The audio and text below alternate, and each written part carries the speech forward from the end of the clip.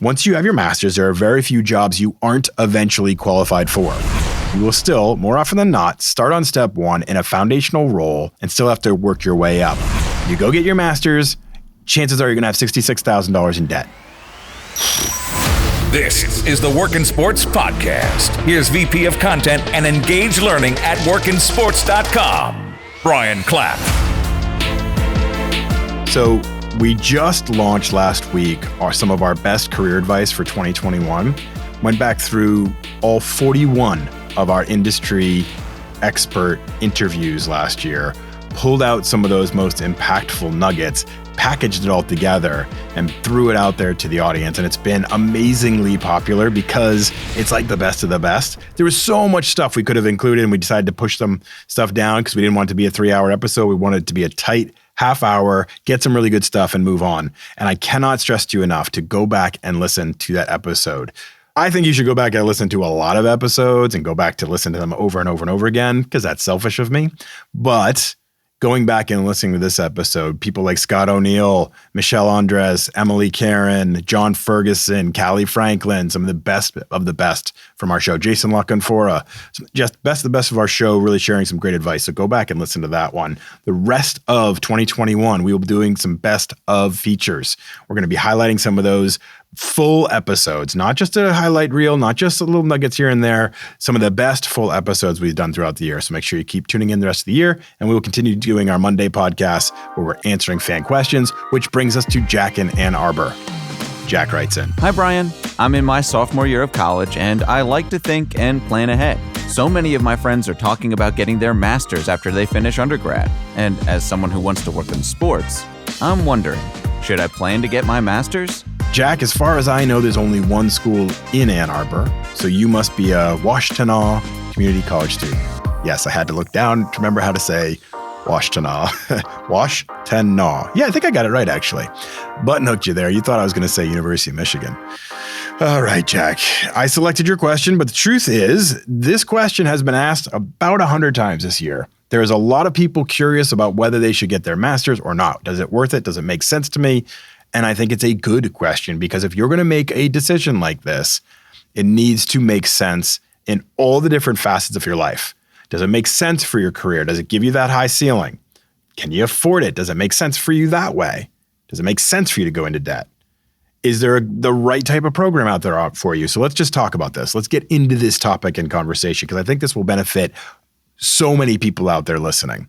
Let's start with some data, so we get some perspective, some context here. Now, I'm not going to go crazy data heavy because it all starts to turn into jumble in your mind after a while, but let's get into it a little bit and give it some context.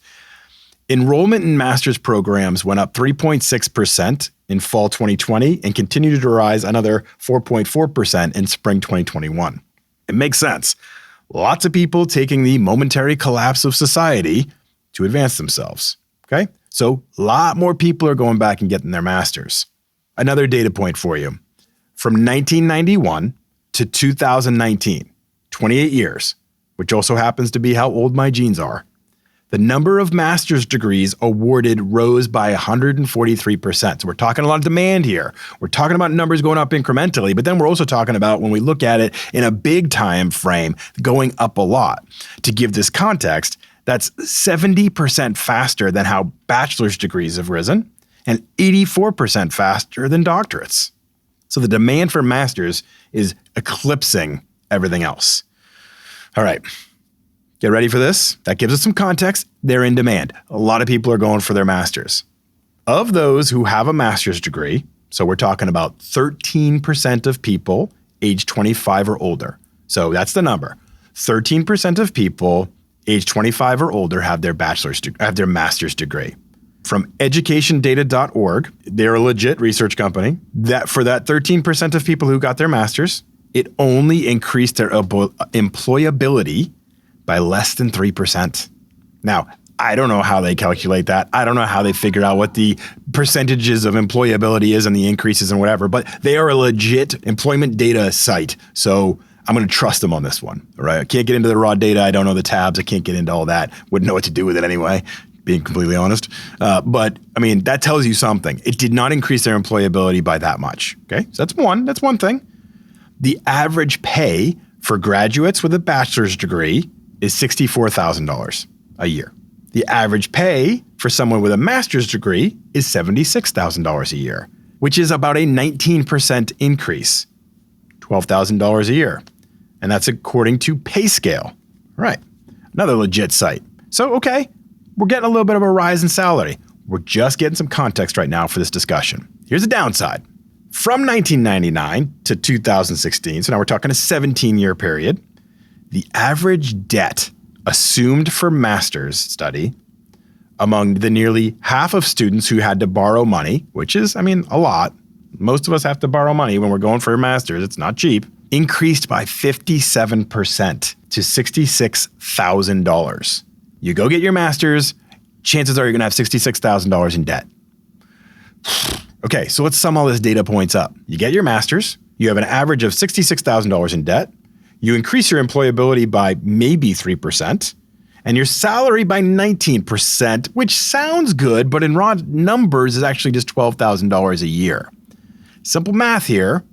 Unless you're getting your master's while working in your field, you are increasing debt and losing opportunity to earn because you're not earning a yearly salary by working in your field.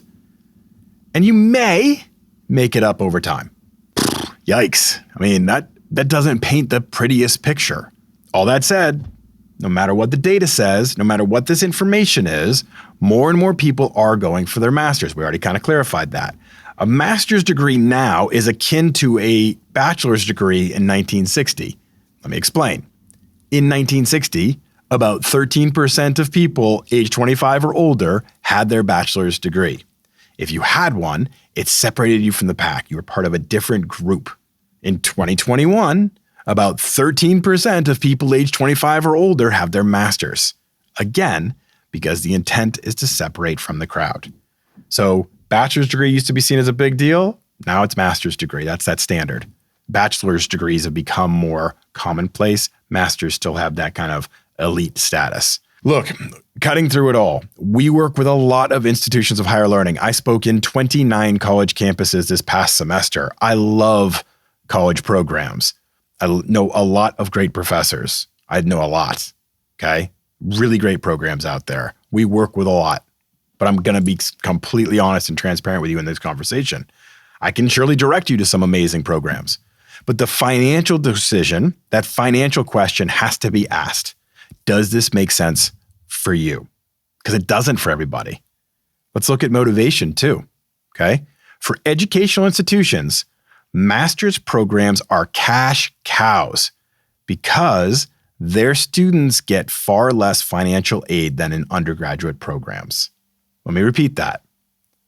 If you're a college and you put out a master's program, that money's coming into them at a higher rate because there's less financial aid for master's programs than there is for undergraduate programs. It makes sense for colleges to push their master's programs. Doesn't mean they're not good, but it's a business decision as well. For students, the master's program responds to a specific need, is to distinguish yourself from the masses. And I respect that, and I get it. All right, so now let's talk specifics in our world. Sports.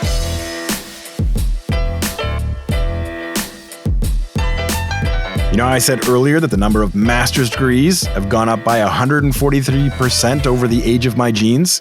Master's in the leisure and fitness studies category, which the Department of Education, says is where sports management degrees, master's degrees, are considered. They've increased 173% between 2002 and 2021. Big growth. Even more than the average of master's programs across all, disciplines. It's a big jump. Bottom line, this is an expensive choice, and for some it'll be the right one, but others not so much. I want to be clear, I do not have my master's, and I've done okay. All right, I'm privy to a lot of information on the job market because at workinsports.com, we've been collecting sports job data since 1999. So let's dig into some recent numbers. We currently have around 30,000 active and available jobs in the sports industry. Of those jobs, 918 mention the word masters anywhere in their job description. So if I go in and do a keyword search for the term masters amongst our 30,000 active jobs, 918 times I get a result. But it's not that clear, okay? 46% of those said master's preferred. Okay, so not mandated, not required. 46% of those 918 said master's preferred. Okay, so hey, in some of these jobs, it makes sense to have that. I mean, we're already starting out from the premise of 29,000 jobs on our job board do not have the word master's in them anywhere. But hey, if we're going to look at this 918, let's break it down a little bit. They were college head coaches, compliance officers, athletic directors, and many business development type roles at sporting apparel and lifestyle brands. So Nike, Under Armour, and league jobs in the NFL and NBA. If you're listening and you hear these type of jobs and that's where you want to go, all right, now it's starting to make more sense. We're giving you context. Maybe it is essential for you. Maybe it is a differentiator for you, but maybe not if it's a field that you're not thinking about in the sports industry. Let's keep going. Just 36 out of the 30,000 jobs we have on our job board said master's required. Required. Wow. Now, I think that may be off a little bit. And I'm just going to be transparent and honest here. 99% of the jobs that I see in college athletics want a master's. Like 99%. So they might not always state it in there, but I'm telling you, most jobs in college athletics want you to have a master's. It's almost like they want you to prove that their programs on campus are worth it. And so if you want to work in college athletics, a master's or higher is a very, very important part of your education. So if you want to work in college athletics, plan on a master's. 120 of the jobs said bachelor or master's required. Okay, that helps give us a little bit more. Less of a distinction was made, no real benefit to the latter, but one or the other, we want you to have one of those things. 156 of the jobs preferred a master's that was not related to sports. I saw library science, I saw chemistry, I saw computer science, and I saw MBA. MBA makes sense, right? A lot of business roles, a lot of operations roles, a lot of front office roles might want you to have an MBA. Computer science, okay. Analyst roles, right? Might want you to understand SQL and Python and R. So getting that kind of a master's degree. So again, we're talking master's degree, but maybe not a sports management master's. 36 of the jobs were actually internships saying you must be enrolled in a bachelor or master's program to apply. So again, of this 918, we're then pulling down the number a little bit and saying, yeah, but some of these were saying you need to be in one of these programs in order to apply for an internship. So it's not really a boost or an opportunity. It's not an indication that master has value, rather just a requirement to be an active student in order to get that internship. And finally, 180 of those jobs that came up in my keyword search were not for masters at all, as we're discussing in this conversation. Instead, they used the word masters in a different format. So the La Jeunesse Masters, the Masters, like the golf tournament, Masters swim class, like using the word masters in there. So it's not perfectly clean data when I say 918. That's why I'm trying to give you this perspective. Now, why am I doing this? Because the only way to know if getting your sports management master's is going to benefit you is to go through available jobs and determine if it is considered a differentiator. Now, let's give it I'll give it some added perspective though. Even if a job doesn't say master's required, it still may stand out. It still may look good. So it's not as clear as to say only 1 out of every 30 jobs is going to be benefited by a master's. The number is probably higher than that. But it's not as clear as to say you get your master's, you're jumping to the top of the class. It's not going to be that simple. All right, data can tell us a lot. It also has its limitations, so let's have a real conversation.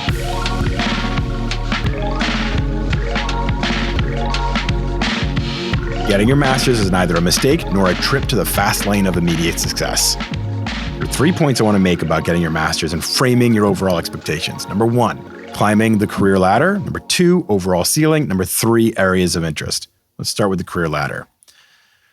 I believe that there is a perception that if you get your master's, you get to jump past the early stages of your career. And maybe you start out as a mid-level manager rather than being an entry-level coordinator. And that's false. When you graduate with your master's, you will still, more often than not, start on step 1 in a foundational role, coordinator, associate, assistant, those kind of roles, and still have to work your way up. But, and this is where the major distinction comes in, you may jump faster than others. You may get to mid-level manager faster than those people around you because you've been identified as possibly having a higher ceiling and having more business acumen or having more, deeper thought into working with spreadsheets, pushing the numbers, understanding facility management, whatever it may be. So the thought is you can grow faster, but you might still start out at an entry-level role. Number 2, overall ceiling. When you have your master's, there really isn't one. Once you have your master's, there are very few jobs you aren't eventually qualified for. CEO, SVP, running a team, running an agency, being a top flight athletic director. Those are all in your reach. Whereas somebody like me that doesn't have their master's may hit a career ceiling. I don't think I will. I'm pretty good at this. I'm just kidding around. But I'm saying if you have your master's, chances are there's not going to be much of a ceiling because you've proven a higher capacity and ability to learn that is impressive to most. So, hey, that's something you need to know. But then number 3, look at your areas of interest. If you want to work in college athletics, master's is essential. It has to happen because you're not going to grow in that sector unless you have your master's. But if you want to work in sports apparel and goods and maybe on a business side or on the innovation side or on the analytics side, maybe it makes sense. But there are other areas in the sports industry, maybe it doesn't make as much sense. I was in journalism, but I didn't go to journalism school. Okay. I was in the broadcast media, but I didn't go to get my master's, and everything worked out just fine. There are certain sectors you have to analyze and say, will this be the thing that makes the difference for me? And if it doesn't, then evaluate that against the debt that you will incur by going and getting your master's, or the experience you're not getting by going out into the real world and getting a job and starting to work. That's how you have to get it together. But final thought, you also have to evaluate the program that you're looking into. I get a lot of people reaching out to me and saying, I'm considering schools. What should I do? I'm not going to pick schools for you, but I am going to tell you is you have to look at schools' organizational philosophies and make sure they stand up to what you need. Here's what I mean. Are you gaining classroom and work experience while in their program? Because that's the best of both worlds. You need to be trained and taught by the best in the industry. The adjunct professors, those professors have been doing it a long time that really know and understand the industry and can get into the weeds and really teach you things. But you also need to be out there applying it and gaining experience. If you graduate with your master's, but you don't have any experience, you will fall behind everybody else. You need to have the experience. So let's use the University of South Florida as an example, USF. Laura Wilhelm's going to be very excited that I'm talking about this. I'm not getting paid to say this. There is no benefit to me, although if somebody wants to pay me, I can give you my number. Anyway, back to USF. In their program, in their master's program, the students work 3 days a week while going to school 2 days a week. During their first year, a majority work for the athletic department or the school in some capacity. In the second year, they're working 3 days per week with a professional sports team or organization, most often the Tampa Bay Lightning, and they're treated like full-time employees. That's a program I can get behind because you're gaining experience and classroom knowledge. That's the benefit of what you're looking for. And a lot of programs are working that way. I'm just giving you that one example. So bottom line, master's, not a cure-all. It works for some people. It doesn't work for others. Evaluate the debt that you would incur versus the earnings you could make by hitting the workplace. Think about your ceiling. Think about the need in your specific sector of the sports industry. And do not use your master's or use a master's program as a stall tactic. Oh, I don't know really what I want to do. I'm not really sure what my next step will be. I'll just go get my master's and figure it out. That's a really expensive way to just start figuring things out and going into debt. Get out there. Go work with a team. Go work with an agency. Go work with some organization. Go work with some government agency, a USA Lacrosse, whatever. I'm just throwing out possibilities here. There are tons of jobs available in the sports industry. Go out there, get some experience, figure out what you love. Do internships while at college, figure out what you love. Don't just throw money at the problem. Really have a focus. Because if you graduate with a master's degree, but you still don't have any focus because you've never gotten out there and gotten any experience, that's not good either. So, Jack, this is obviously an important topic. That's why I got into the data a lot today. That's why I got into the emotions. That's why I threw out all this stuff to you. And it's a lot for you to make a decision on. But this is the stuff that's going to help you because you need to really evaluate this rather than just say, my friends are doing it, so I guess I will too. That's not good enough. So put that onus on yourself to do the research and make sure it makes sense. Thanks for your question, Jack. I appreciate everyone, last one of you. Happy holiday season to everyone. Please rate, review, and subscribe wherever you listen. It's important. It helps. Thanks for listening.